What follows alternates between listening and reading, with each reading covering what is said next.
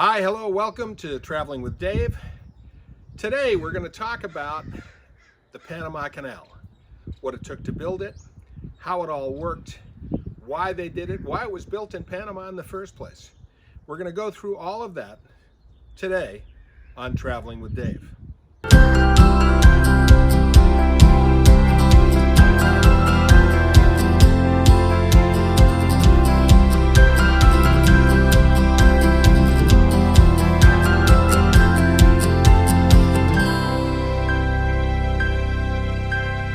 Get started, please go to the subscribe button and subscribe to the site.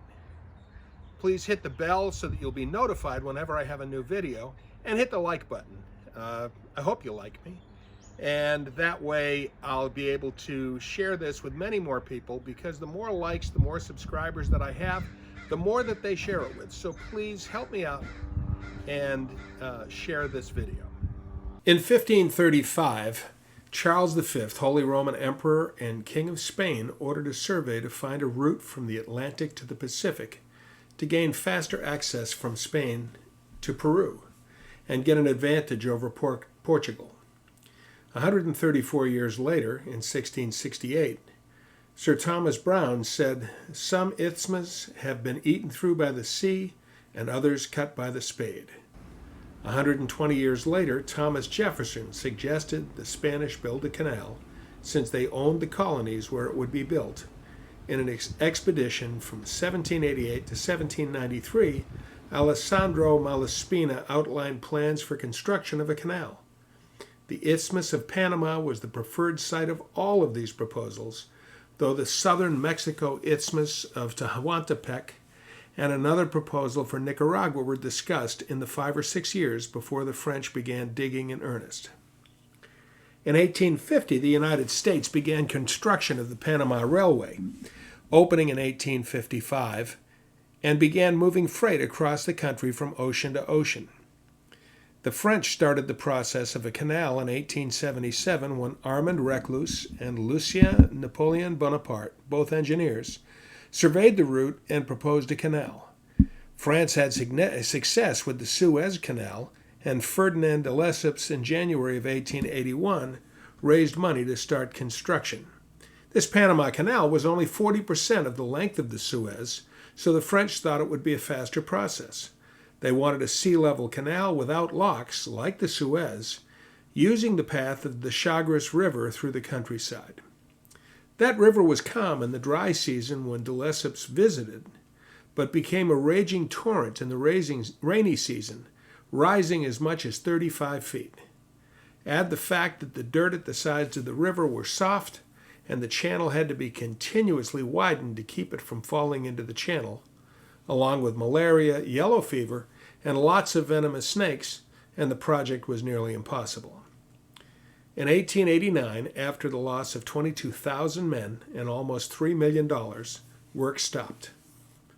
In 1894, another French company took over the railroad and did enough work to get the cranes repaired and running, while trying to sell the project for $109 million.